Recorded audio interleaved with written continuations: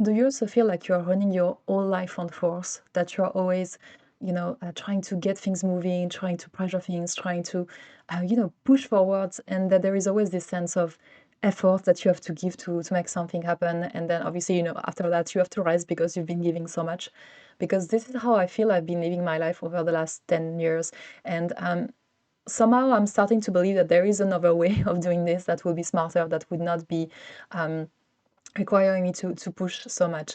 And my new hypothesis is that actually I don't need more push, I don't need more motivation, I don't need more discipline, I don't need to be constantly doing things. I just need to focus more on different emotions, particularly joy, and bringing that in my life so that I can feel as alive, as engaged as possible when I'm doing something, so that I can have the motivation, the discipline, but it feels different in the execution, and it can feel more like a sustainable way I would like to live my life, like something that would help me still, have ambition, move, do things, but also in a way that feels more smooth, more with more flow in general, and a different quality of emotions. And that's a new hypothesis I have for my future life, or what I do after I turn 40. And that's something that came from a recent experience. And basically, in November, I was considering restarting a business. I had a business before that I closed almost a year and a half ago now. And I was considering in November to restart something. And I was really excited about it. Like, the initial motivation was there. I knew exactly what I wanted to do. It was even better than the first time around. I was, very fast at executing, creating website pages, starting doing workshops again, starting doing a lot of promotion on LinkedIn. And I was motivated. I was doing the things. I was disciplined. I was in execution mode, but I really started feeling that the motivation like dropped very, very quickly. Like if I compare to how I used to be motivated for a longer time before, this really felt like I was losing it so fast, and that I was really purely relying on discipline, or purely relying on, I said I was going to do this, so I'm doing it.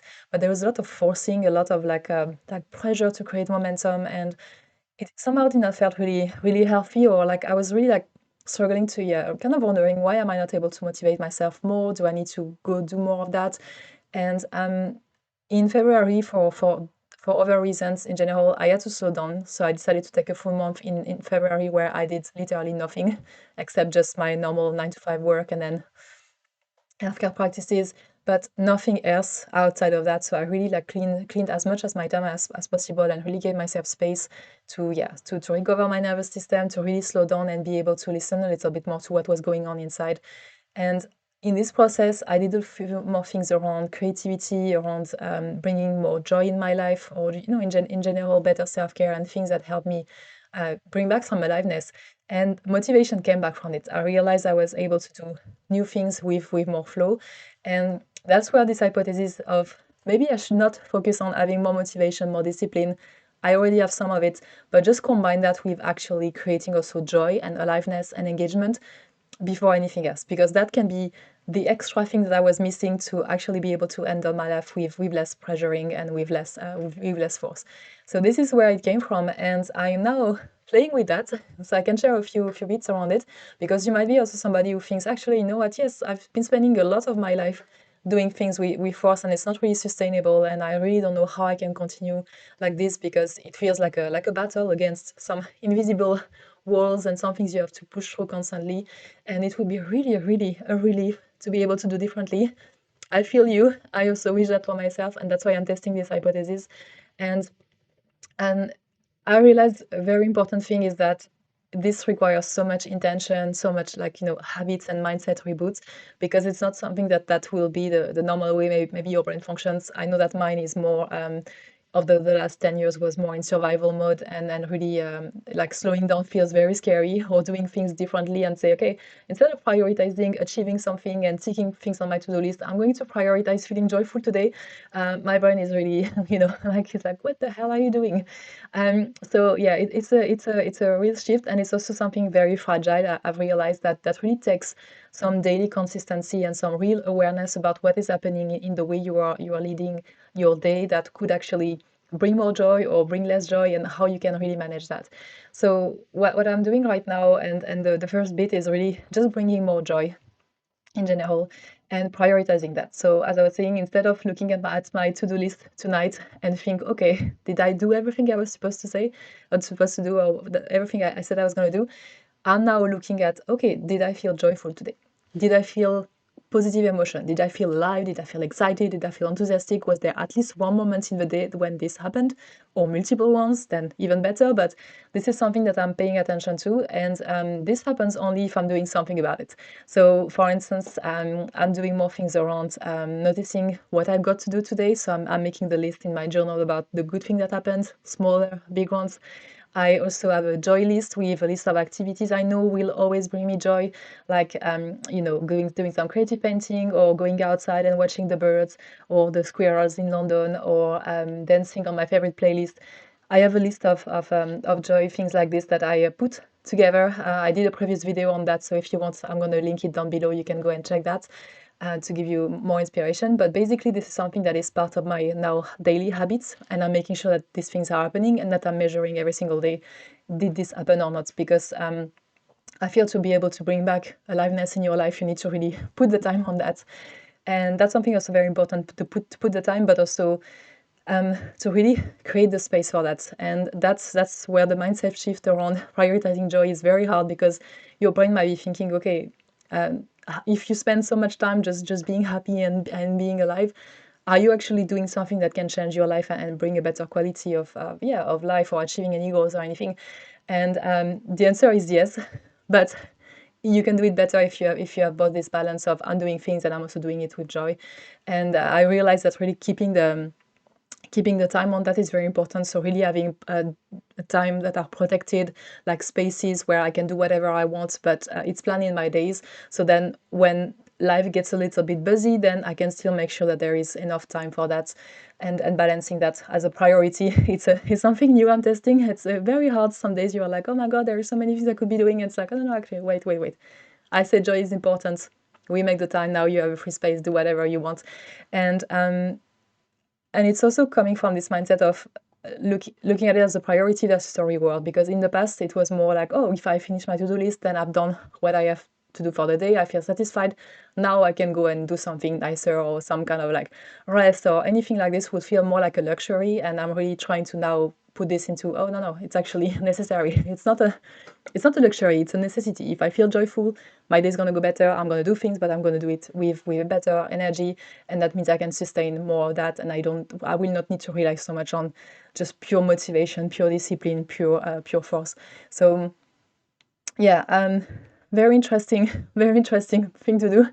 And also ranking myself every single week. I do like a weekly review where I rank if did I feel alive this week. And this has been also a practice that I've started recently, and it's always interesting to check the numbers and to see where I've been. And there are weeks where I felt very distracted by joy killers that I'm going to talk about in a second. And I can give a very low grade, but there are also weeks where I'm like, yes, I felt alive. And then I can look at, okay, what actually did happen this week that was very helpful, and how did I make this happen? Because it's also teaching me, what do I need, what is the balance of time that I need, and how much of free space I need to create just for these joyful activities. And then the second bit is that I was mentioning that joy is very fragile, in terms of like, if you want to have it continuously in your life, or at least as much as possible. There might be a few things that will kill joy. I know I have a few on my list that I've already identified. So one of them is computer screen time. So how much on the day do I spend doing things on my computer, doing things that are basically intellectual things, and just typing, or even if recording this video is a bit different because it's more physical, but anything that is just me sitting in silence typing on the computer does not really bring me joy. So I'm also very mindful about that. Like if I realize I've spent the day doing way too many things there, I need to close the computer, go somewhere, do something more like analog, do something on paper or whatever, but just switch a little bit. That's to just make sure that I don't get really absorbed into analytical thinking, and then it's really more helpful for the joy piece. The other thing is social media. It's in the same range for me. That if I realize I've spent too much time on social media, that's also a sign that my joy is being killed slowly. Unless I'm watching only videos of cute cats doing cute stuffs, or like artists sharing their paintings, or doing like the reveal on Instagram, that is fine. That brings me joy.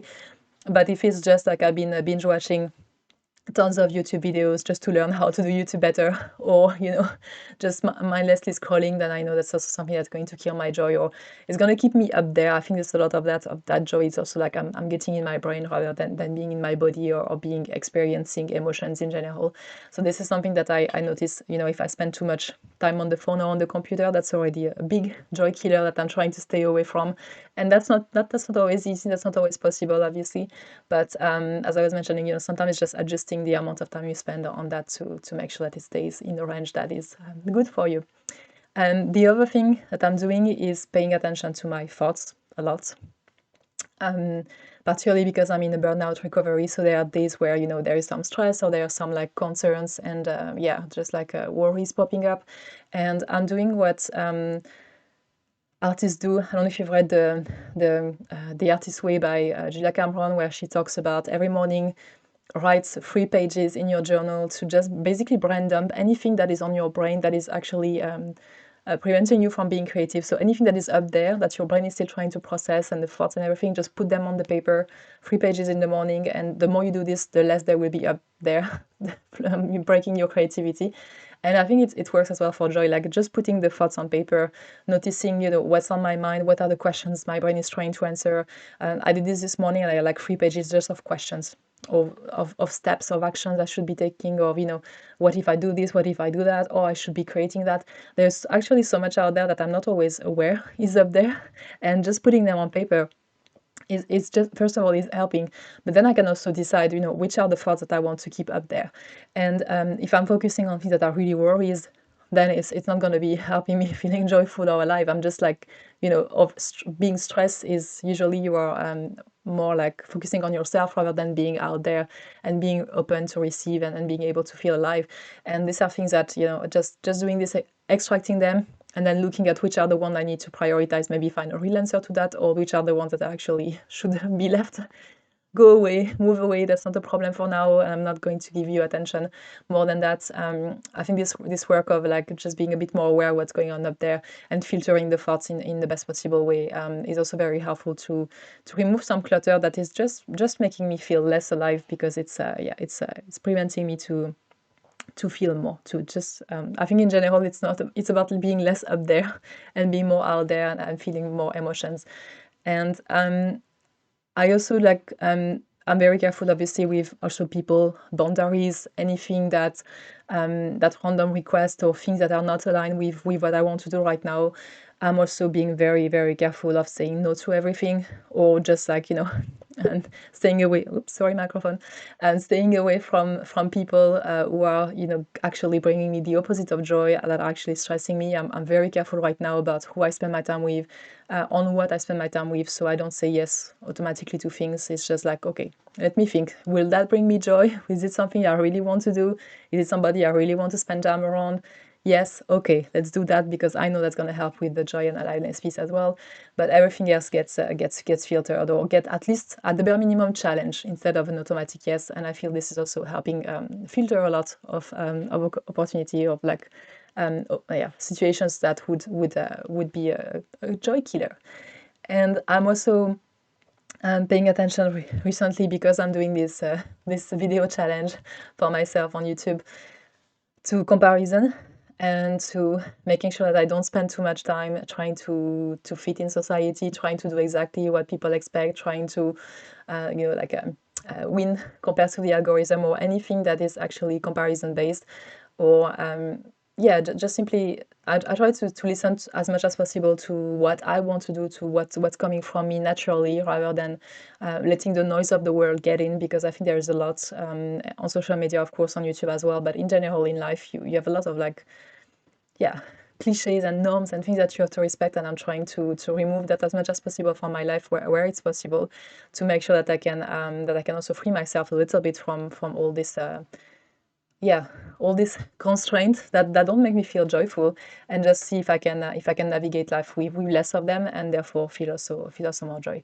So these are the thing that I'm doing at the moment, which is really basically just prioritizing more joy, prioritizing activities that I know are going to give me joy, make space for it, see it as a priority. So it's not like, oh yeah, it's a cool thing to feel joyful. No, no, no, no, no. This is the fundamental piece behind what I'm going to do next, how I'm going to live my life next. And then making sure that whatever is killing your joy, where you realize things that make you feel less alive, that are really keeping you out there, or just like distracting you from what you want to feel, to also have filters for that, and really yeah, just being critical and ruthless about saying no to all these things. And yeah, I'm becoming someone who really wants to actually experience her life while living it, not somebody who wants to just be doing and then one day realize, okay, now I need to rest, now I need to feel the joy.